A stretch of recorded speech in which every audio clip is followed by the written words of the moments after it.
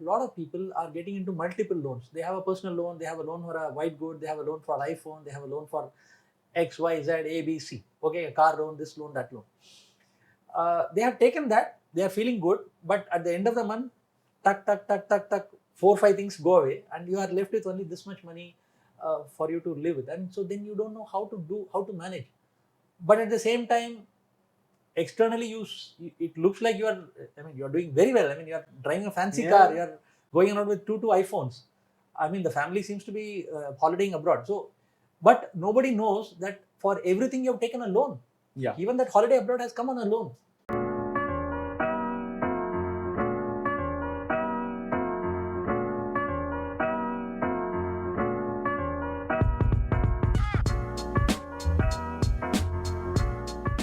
Hey guys, welcome to the 42nd episode of the Indian Market Story. As you guys know, we're here to talk to you guys about how India is going to double its economy up to $7 trillion. And we want you to participate in that wealth creation, which is why we have with us today Mr. Sadagopan, who's here to talk about financial planning and who's written a fantastic book of If God Is Your Financial Planner. Mr. Sadagopan, please could you introduce yourself a little bit to our audience? I'm sure they'd love to know about you. Yeah. So thank you very much, Varun, for having me on the show. Thank you so much. I have been in this financial planning line for almost 20 years now. I started in 2004, and since that time, I have been into this financial planning. Financial planning is very, very important. I think that is what we are going to talk about further in this show. Mhm. It's very, very important. I mean, a lot of people have a lot of goals, aspirations which they want to attain in their lifetime. Mhm. And we are actually working towards that direction to create that financial architecture, to give that blueprint, Mhm. so that people, whatever be their income status, they will be able to achieve their goals going forward by planning properly and going towards that goals in a premeditated, planned fashion. Absolutely. So why don't you tell us a little bit about your journey as a financial planner? I'm coming to that. I was telling you what I had done. So, right at the beginning, I was not into finance line at all. For the first 10 years of my career, I was in a completely different line, which was training resources. I mean, I used to resell training products to the corporate HR departments, to trainers and other people who will in turn use the training resources, which used to be in the form of training kits. It used to be in the form of CDs and audio tapes, video tapes.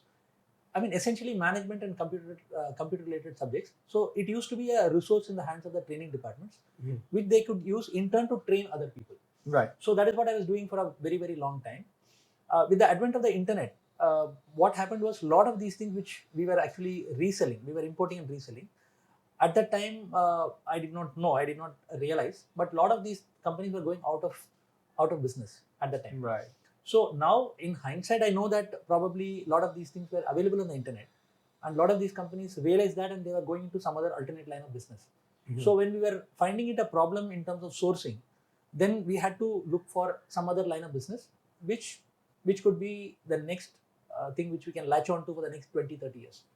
And when I looked around, I have a management background. So when I looked around, I saw that this insurance or financial services was the sunrise. I came into this financial services through insurance, but very, very shortly, I mean, within a year, I came into financial planning.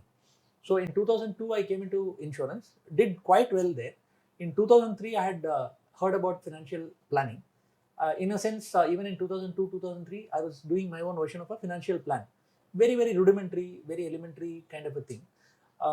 And it was very effective. So I did not know at that time that what is financial planning. When I heard about financial planning, I immediately enrolled into that in 2003. And after that, there was no looking back. And after that, I launched myself into full-fledged practice in 2004. Okay. So, and after that, I have been into that practice. Right in the beginning, it was, I did not really know too much about financial planning. So, it was a very basic, rudimentary kind of a plan that I had created at that time. Obviously, based on the level of my knowledge and expertise at that time, I used to charge a very, very modest kind of a fee at that time.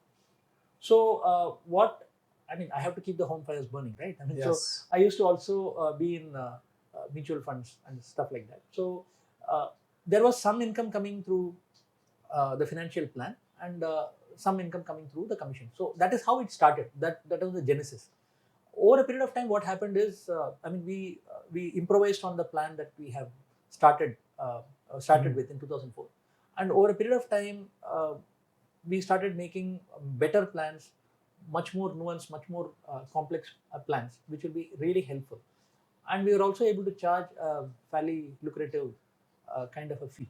Mm-hmm. So over a period of time, we have graduated from a basic plan to a plan where, which is, full-fledged plan, comprehensive Gotcha. plan. And we were able to charge a decent fee. By 2010 or so, we did not feel the need to actually be in products that much. So we had got into that fee-based financial planning, whereby the fee was the primary thing. Yeah. So we had told the clients at that time that we are now fee-based thing. So you can pay the fee, you can get the financial plan done, and if you want to, you can go ahead and you can implement wherever you want. So that has been the journey till 2010. In our case, our model has been, since 2010, our model has been that we don't go to the client's places. See, in a place like Mumbai, we have traveled to the studio today. In a place like Mumbai, the amount of time that you spend on the road is actually enormous. And if I have to really meet clients, maybe I'll be able to meet 2 clients. Maximum, I may be able to meet 3 clients a day. Yeah. So ultimately, the time on the road, my client is going to pay me. Yeah. So what we have told the clients is, boss, you don't pay me that. But the only difference is we are meeting online. And we had communicated that from day one. Gotcha. From 2010 to all the clients. That is the first thing that we tell everybody, and people were comfortable. So when COVID came, we did not have a problem, because that was the model we had adopted 10 years back. Yeah. So it has been a good journey after that. So one very important thing, this is for the benefit of not only your viewers, but the people in the financial services fraternity. The journey has not been very complex for us in terms of acceptability. Financial planning, financial advisory is a comparatively new field from the client point of view. So, but all the same, when we explained what we were going to do for them, people were absolutely fine in terms of paying a fee. A lot of times, really? Yes. A lot of times you tend to hear that people don't pay a fee. People don't pay a fee for something that they don't see value in. But if you are able to put together a value proposition, if you are able to deliver something of true worth from their point of view, people are willing to pay a fee. We are charging a very serious, fair amount of fee now. And we are having clients and they are paying fees on an ongoing basis also for our advisory and what services we do. People are willing to pay a fee. And I'm not the only one. There are so many of us, dozens of us who are doing this for a living. Yeah. So the broader point is, yes, in 2013, SEBI also realized that it is very important to bring a regulation or to bring a new category of people who are going to act in the client's best interest. So in 2013, they came up with the investment advisor regulation. And of course, before that itself, we were doing all that. So we registered with SEBI in 2013. And ever since we have been a financial advisor, we can say that it has been a decent journey from there. We have our own cribs about the regulation and stuff like that, but that's okay. Of course, in every field you have regulation, right? Aviation has regulation, pharma has everything has regulation. So that's okay. But the opportunity in the field is enormous, because India is rapidly. You are talking about a 7 billion economy by 2030. Right? 7 trillion. 7 trillion. Sorry, 7 trillion economy by 2030. So so the country is rapidly becoming richer. Yes, the number of wealthy people is really going up. Yes. For the viewers, the number of wealthy people as of 2022, when I say wealthy people, dollar millionaires in the country is about 8 lakh people in 2022. Yeah. And is expected to be in the next 5 years, it is about 16.5 lakh people. Yeah. It's going to double. It's growing very rapidly. It's going very rapidly. Yeah. And those are the people, definitely they'll require financial planning. Of course. And I guess, one thing that's really stands out to me is, of course, the fee that you're charging the clients and the loyalty that they have is obviously a testament to the experience and knowledge and ability you have over 20 years of being a financial planner. And, one thing that I picked up on, from your book and having spoken to you a little bit is you have a very unique approach to financial planning. It's not just about, the numbers and the best instruments, but it's about, the spirituality, the philosophy, and what's best for the client. So could you maybe share a little bit about your financial planning philosophy? Because I think that would be really, really interesting to hear. Absolutely. It's great that you have touched upon that thing, because that is at the hub of what we talk to the clients all about. That is our approach itself. See, while we are all living in a materialistic world, and we need to achieve a lot of things in our life, and for all that you require money. I'm the first one to accept that. But the point is, I mean, if we are really only going to focus only on the money, ultimately, I mean, we are looking for satisfaction in life. We are looking for happiness and delight in life. We are looking to achieve our own potential in life. There are so many things that we want to do in life. So if we really only focus only on one aspect, which is the money aspect, the life is not going to really blossom. The life is not really going to be what it ideally should be. So from that point of view, we need to work towards money fulfillment, goal fulfillment, but at the same time, we need to have a kind of a temperament, a mindset, whereby we work towards money, but money should not really control and overpower us.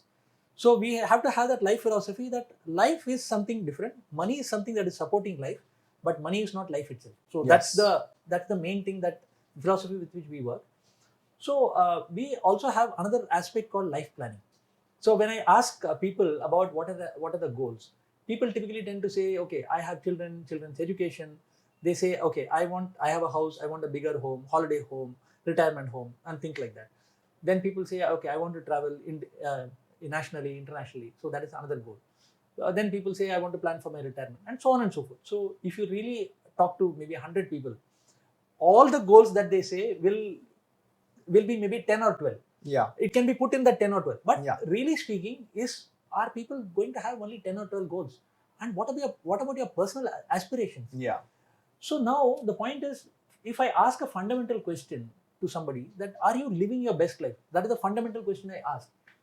Sometimes they are shocked to hear this kind of a question from a financial planner, and they start talking in terms of money. Then I said, boss, please relax. I mean, I'm not talking about money. I'm talking about your life. As far as your life is concerned, are you very happy about the thing? So then they start getting it. So the other question we ask is, what is the kind of life ideally you would like to live, given all the money that you really want in the world? If you have all the money, then what is the kind of life that you want to live?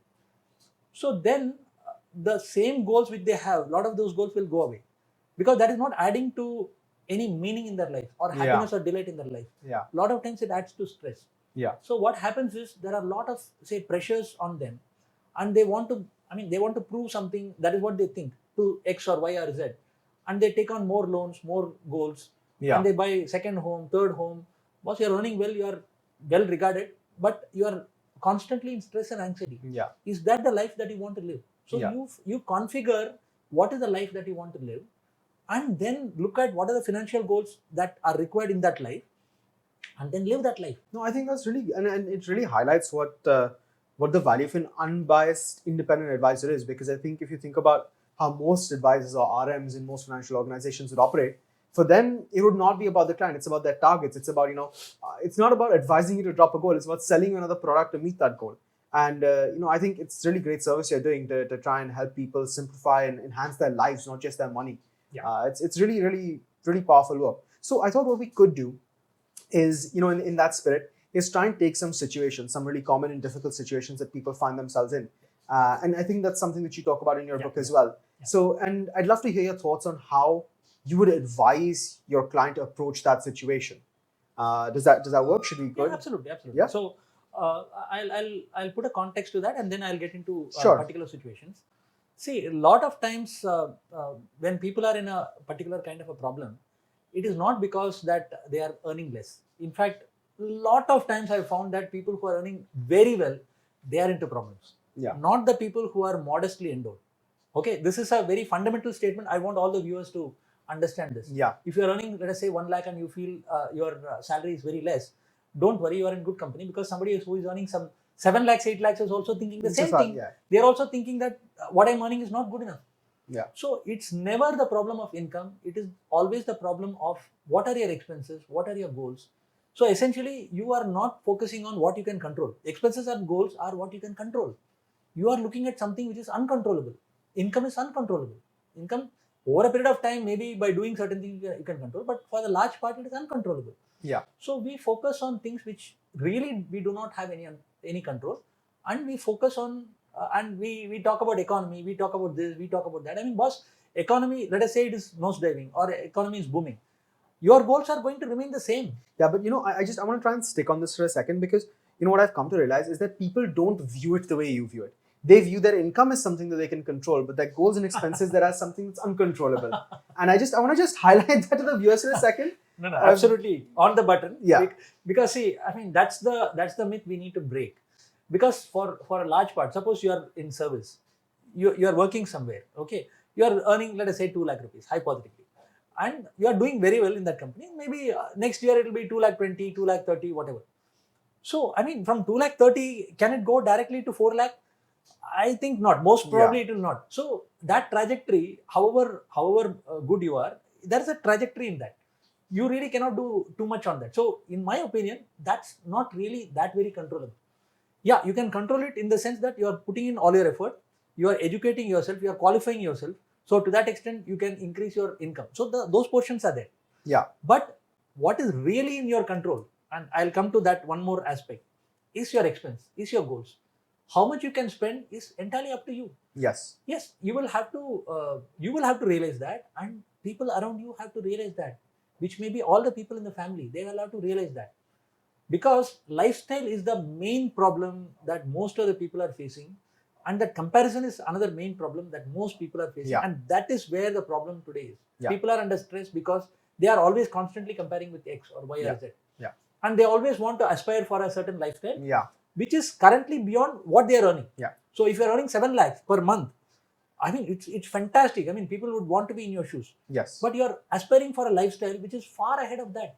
Yeah. And that is where the problem is. That is happening to the guy who's earning 1 lakh rupees also, 7 lakh rupees also. You have to be slightly more practical. Yeah. So otherwise, irrespective of your income level, 7 lakh becomes 11 lakhs. Yeah. But you will still be in the problem because your expenses expand to the level which is above your income. Yeah. But there's, and you know, that's one aspect that you can control is your expense. But also the way you invest your money is very controllable. And it's very much within your scope of understanding and scope of control.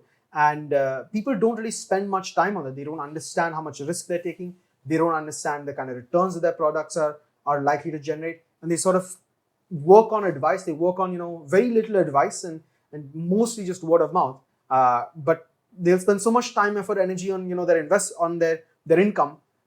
Maybe investments also deserve some time, effort, attention, and energy because of how much of a transformative impact it can have on someone's life. Absolutely, yeah. Varun, you have again put your finger on the right point, in the sense that, I mean, we spend so much time and energy on a lot of things in life. I'm not trying to trivialize a birthday party. No, of course. It's important. I mean, your own wedding or your sister's wedding, brother's wedding, we are putting so much effort and planning into that, which is absolutely fine. But the point is, each one of us, we start working somewhere in our 20s and we continue to work into our 50s. So at least 30, 35, 40 years, we are working. And why are we working? We are working to earn that money, to create that wealth. Yes. To ensure that whatever goals we have in our life, including whatever expenses that are coming in the interim, we are able to achieve that. So that is why we are working. So if that money is so important, I mean, the prime time of our lives, we are giving it in our workplace. All of us. Yeah. Okay. So the money is important to us. That is why we are giving our prime time to that work, right? How come after spending so much time, after so much effort, we are earning that money, we are not willing to give 10 minutes to thought to investing that money? The money is lying around in the bank. I mean, I've found n number of clients. Money lies around in the bank for months together. Yeah. And in one client case, it was 2 crores, which was lying around for about 8 to 10 months. Wow. 2 crores. That's a huge amount. And Huge amount. There's a lot of interest earning and capital appreciation that's missed out. True. So the client did not invest because he did not know exactly what to do. And he had an intention to consult somebody before actually taking any action. But that time extended to 8 to 10 months. So, I mean, once he came to us, we were also zapped actually. I mean, we asked him, boss, what are you doing here? Yeah. At least you could have done a FD, short-term FD. Yeah. Kam se kam wo to karte hain. Yeah. That also he had not done. Oh. So, I mean, people take their money very, very lightly. Yeah. And what happens to that money is also that somebody comes, a relationship manager comes, somebody comes, they hear something from their friend or their colleague. They say, I have done this. They say, acha product hai, good hai. Okay, fine. Let me also do that. See, the context of the person who is your friend or a colleague can be entirely different. Okay, for that person, maybe equity may be the ideal choice because that person is in his 20s. You are in your 40s, for example. Yeah. Or you may be in your 20s, but your goals are coming up now. So you cannot invest in equity. Yeah. Equity is a long-term game. Yes. So we need to understand that we are looking at how to shovel in the money somewhere and get the money off the bank savings account. Yeah. So that is what we are doing. Yeah.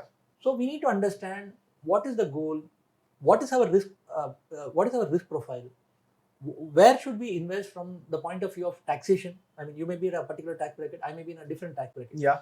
So then what are the tenure needs? When do I require the money? What is the liquidity of that money? So I need to look at a whole lot of things before I invest that.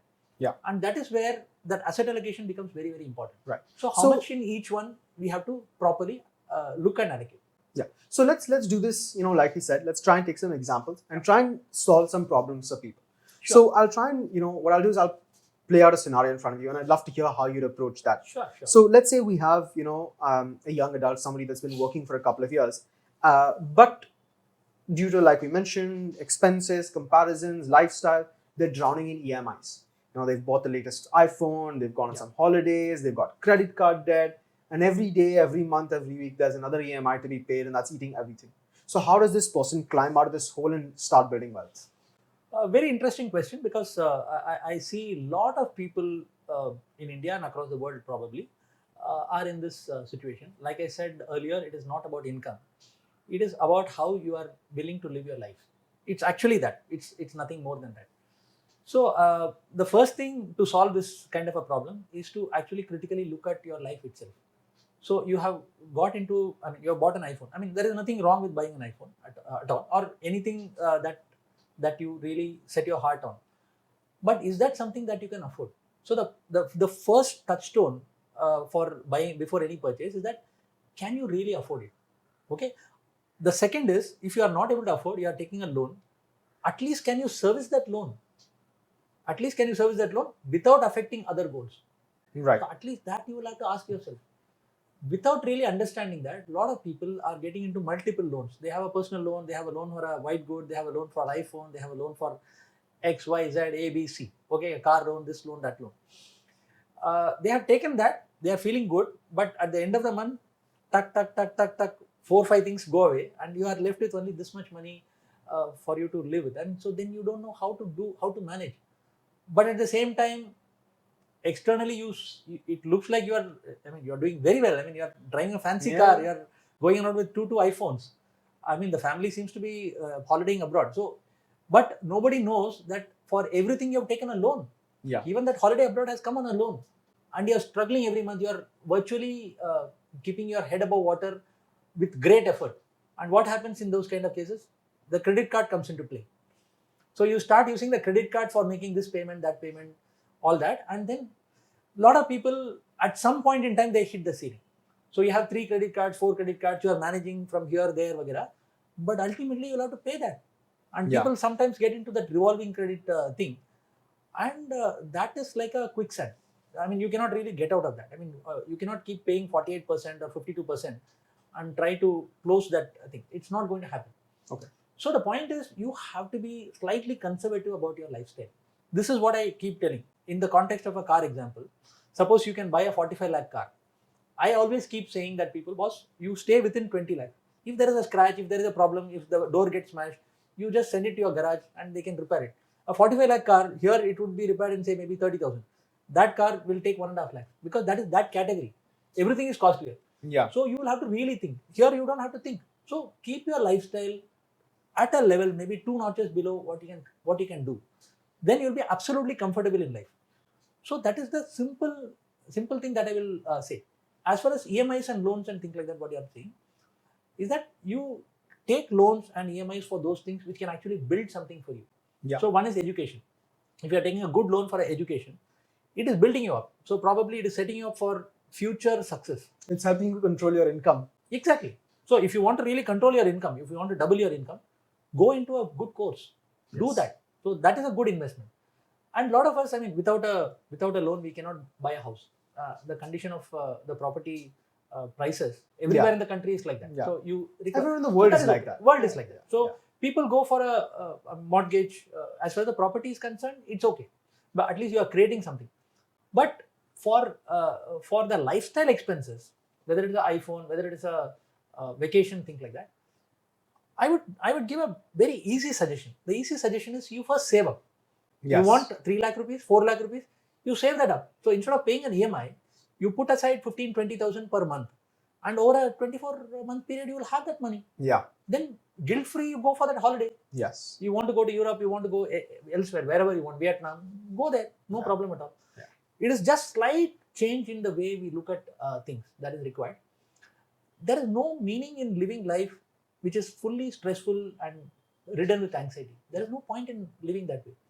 And it's very, it's very sad that a lot of people are in that state. They're not able to say anything because on the face of it, they are seen as very successful. Yes. But that is the life they are living. So let's try and go to a different example then. So we've heard about, how to manage the EMI burden. What about if somebody is sitting on a large financial windfall? So somehow, for some reason, they've got a lot of money. Some things, for some reason, some happy news has happened, and they have a giant pot of money. What do they do next? See, this is the other extreme end you are asking. Yeah. So, in fact, in that situation also, somebody, a lot of times in these kind of situations, when suddenly you are getting a huge amount of money, let us say 10-15 crores kind of money you are getting, you don't have a sense of proportion. Suddenly, that is what happens with people who win lotteries. Yes. So, somebody who has been working in a mill or somewhere, suddenly he gets, let us say, 5 crores. What happens is, he doesn't know what to do. And a lot of people land up. A bank guy lands up, somebody lands up, XYZ lands up, somebody gives a business idea. They say, let us invest in a fleet of lorries and let us run that. So if you do not know how to deploy that, the first thing you have to understand is you will require somebody who understands that. So you will have to look for a proper advisor to do that. A lot of times what happens, even in the case of a death or in the case of somebody who has a windfall, a lot of unwanted people actually land up. And that becomes a problem. So the first thing that such a person has to understand is, boss, I don't know. I need to get the counsel of somebody who can really help me. And that cannot be my brother, that cannot be my brother-in-law, that cannot be my bank manager, that cannot be those people. So this is a very basic thing that they need to understand. I'm the first one to accept that most of the people are not in that state. They don't realize that they need the counsel of a proper financial advisor. But that is exactly what they require because they have not seen that kind of money. So if they have seen only 20 lakhs and 30 lakhs, they know how to deploy the 20 lakhs, 30 lakhs. If you have 10 crores suddenly and you have certain goals, somebody has to plan that for you. Yes. And that can be a person who has experience in doing that. So they will need to do that. There is no other way to do it. Even their brother-in-law cannot help them because they have also not seen that kind of money, right? Yeah. So you have to go professional. And that brings me to the original point where India is rapidly becoming wealthy. A lot of people require financial advisors because they have not seen that kind of money. Yeah. Going forward, lot more people will require proper financial advice because even if there is a small error which you do, it will all be in lakhs of rupees. If you make a 2% error on a 5 crore rupees, it is 10 lakh rupees. Yeah. So it's not small. In rupee terms, it's not small. So that is why you require professional counsel. Yeah. So you've been a professional financial planner for so long. I'd love to hear some of the stories that you have of really transforming people and families' lives. And your book has several of them as well. But we'd love if you could share one or two of them, just to know what it is that a financial planner can do for you in your life. So as far as the financial, I'll come to the example part, but I'll tell you what. See, we are not magicians. We are people who are understanding their situation. We are putting together an overall architecture so that they can meet the goals, whatever they want to, at the point that they want to, in proper premeditated fashion. So that is what we are. We are ensuring that the goals they will achieve 100%. We are not giving anything regarding the returns. We are not really saying that you will get a 20% return or 18% return. That's what the market does. Yeah. So we cannot do that. So we give them the assurance that we will help you meet those goals. Whatever goals we have agreed upon, you will meet that 100%. Yes. So that is what we tell people, and we plan for that particular thing. So when we are doing that as a financial advisor, we need to invest in an appropriate manner. What we bring to the table is, first of all, the proper architecture. Secondly, the regularity and discipline. And thirdly, we stop clients from making those blunders. Yeah. We are those people who stand between the client and the big mistakes. That is how we Yes. put it. So a lot of times what happens is, if you just avoid the mistakes, you will be far ahead in the game. Lot of times. So I'm sure each one of us have seen such situations in our families and among friends, where people make blunders and they are back by 5 years, 10 years. Yeah. And there are lots of such situations. You make a purchase of a house in an inappropriate place or a commercial property or anything. Yeah. Or taking too much leverage to make that purchase as well. Yeah. So then it becomes a blunder, right? So I mean, we are going to stand between the client and the blunders. So these are the very basic things that we do, and that is transformational.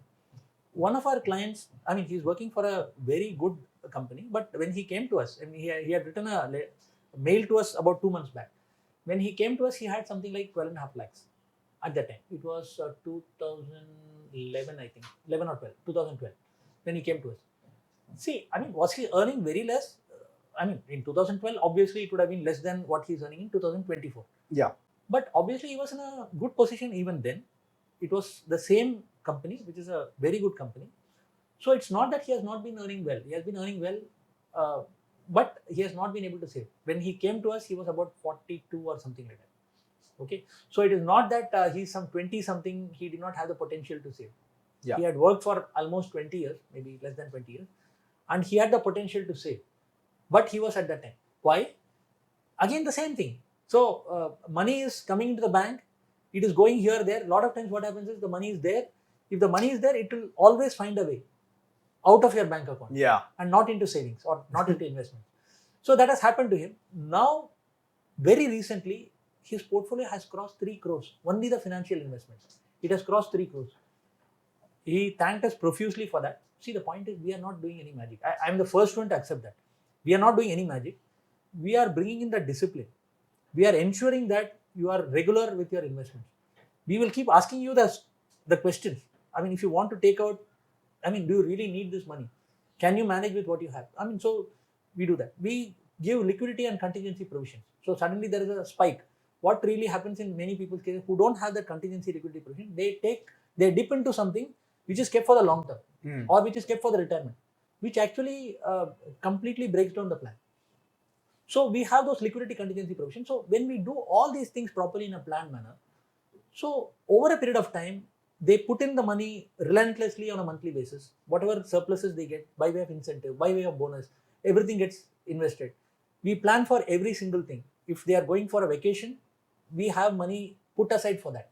They will tell us, I want the money, so bring it to cash. So we do all that. So in the process, over a period of time, the compounding happens. Yes. So the asset allocation properly it happens, and then the compounding happens. And then they look at it as magic. Actually speaking, it is not magic. It is actually a lot of hard work. So I guess, I mean, that's a really beautiful story of someone who you've... And this is not the only story. I mean, I have several such stories. People who have been very modest as far as their income is concerned. I have a lady client. She, at no point in time, she has earned more than 1 lakh rupees. Today, her portfolio is about 3.8 crores. Wow. Yes. Wow. 3.8 crores. I mean, she had been with us for the past 17 years or so. Full credit to her. She has kept a very close lid on her expenses. She has been very disciplined. I mean, she's the model client as far as we are concerned. We have very good conversations about life with her. So she understands that money is not everything. Money is important, but life is more important. And we have to live the life. We have to achieve our potential in life, not necessarily only in terms of money. So what happens is, I mean, when you're not focusing on money, the mistakes that you tend to do if you only focus on money, those are avoided. Yeah. And the upshot is, I mean, this lady is now, I mean, 3.7, Wow. 3.8 crores is not a small sum. And you give it another couple of years, that will grow exponentially. Exponentially, correct. Yeah, that's so beautiful. Another 4-5 years, probably she'll be maybe 8-9 crores. Yeah. She'll be in that territory. Yes. So, I mean, there are so many stories. There are stories where, for very unfortunate reasons, some company got acquired. In fact, there were 2 cases like that. Company got acquired, so they did not, the acquiring company, they did not somehow treat, I mean, this is what I heard from the client, they did not treat them that very well. So the client was very frustrated. They were giving all kinds of odd jobs. This person was in the slightly senior position. So he was very frustrated and he wanted to know whether I can really resign. I mean, he did not want to take a hasty decision. He wanted us to 100% assure him that it's possible for him to resign and actually retire. So he was in his early 50s, 51 I think at that time. So we ran the numbers. We asked him what will be your expenses post retirement. We had a lot of conversations. We did all the projections. He had one son. He has one son. So for his education and everything, and ultimately, I mean, he took his time. So he asked us 3-4 times. 3-4 times we did that numbers, projections for him, and finally he took the call, and he's extremely happy about the call that he has taken. Yes, he has the money. And we told him so many times, you have the money, you can retire. If this is actually gnawing at your vitals, what is the point in living a life like that? Yeah. So just resign and try to do something on your own. So he's trying to do something on his own. Not that it has built up to any extent, but the fact is that the baseline is taken care. Yeah. We have enough in the portfolio to take care of everything that he wants. And if at all he is able to earn anything, that is a bonus. Yes. But he's extremely happy. He says so many times, he has told me so many times that I'm so very peaceful now. Yeah, I think it's a great position because I know a lot of people, what they really desire is this financial freedom. Correct. And now, so we have quite a young audience. You know, most of the people that are watching this podcast are, you know, within the 25 to 35 bracket by the numbers. Correct. What advice would you be able to give to them to achieve financial freedom as soon as they can? Because that's what most people are really hungry for. Great, yeah. So I want to talk to your audience on this. See, if you're a 25 something or if you're somewhere in the 20s or early 30s, the thing that you need to really look forward to is to put a bedrock of investment which will be helpful to you in achieving your short-term goals. It will help you in a situation where there is some kind of a, say, turbulence in life. Yeah. Like, for example, you have lost your job. I don't want anybody to lose the job, but it can happen to anybody. Or the more likely situation where you may want to start something on your own. Yeah. So in all those kind of situations, ultimately, if you have a bedrock of investments and if you are planning something properly, then you can achieve. The first thing that I would say in that direction is that when you start earning, perforce put aside a certain sum of money. If you're earning, let us say 50,000, put aside maybe 10, 15, 20%. To start with, it may be 10%, but quickly move to that 30%. So first, when the money comes to your account, income, you first invest and then spend the rest. Yes. Once you get into that discipline, what happens is you can spend without guilt, right? Because you know for a fact that you are already doing what you are supposed to do from the overall wealth creation point of view, meeting the goals point of view. The second thing which I will also say is that go for your iPhones, go for your fancy laptops, go for your holidays, go do everything. But don't do it on loan. What I would suggest is you first save for it. Instead of paying an EMI, you first save that amount. And then guilt-free, you can go for that laptop or an iPhone or an EMI or a holiday guilt-free. So you would have saved, let us say 3 lakhs, 4 lakhs, whatever amount. And all these things you can buy without taking recourse to a loan. Focus on your lifestyle a bit. I mean, zindagi pada hai. So everything you know don't have to do in your 20s. You want a car, absolutely, it can come at some point in time. But do not upgrade to a car too early in life where it will put so much pressure on you, from the servicing to insurance to fuel to everything. It will start putting pressure. And a lot of other things which will also add to the pressure will be your lifestyle itself. So the car is part and parcel of your lifestyle. So focus on the lifestyle, increase the lifestyle slowly, and over a period of time, you should have that bedrock, and that investment has to keep going up over a period of time. So once you have that, the other thing which I will also say is you have to have a proper liquidity and contingency provision. Liquidity is, ideally, I would suggest something like 3 months of expenses if you are in a stable kind of a job. If you are in an industry which is slightly turbulent, or you feel it is a turbulent industry, have at least 6 months of expenses put by the side. Expenses will include EMIs also if you have EMIs. Okay, so that is very important. The other thing which also you need to focus on, build a contingency provision all the time.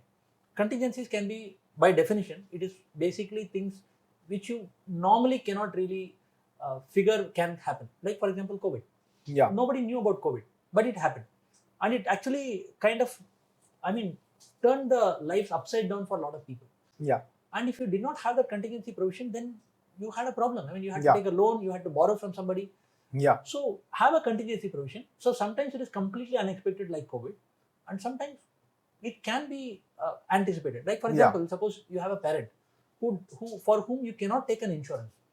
Okay, and I mean their health condition is not that very good, or even if assuming it is good, at any point for a senior it can happen. It can happen. So you have to have the contingency, whatever the amount, maybe 3 lakhs, 5 lakhs, whatever, or much bigger than that, so that all those kind of sudden expenses or sudden that googlies will not really affect your life. Yeah. So it's very, very important to do all these things. And last thing before concluding on this is insurance.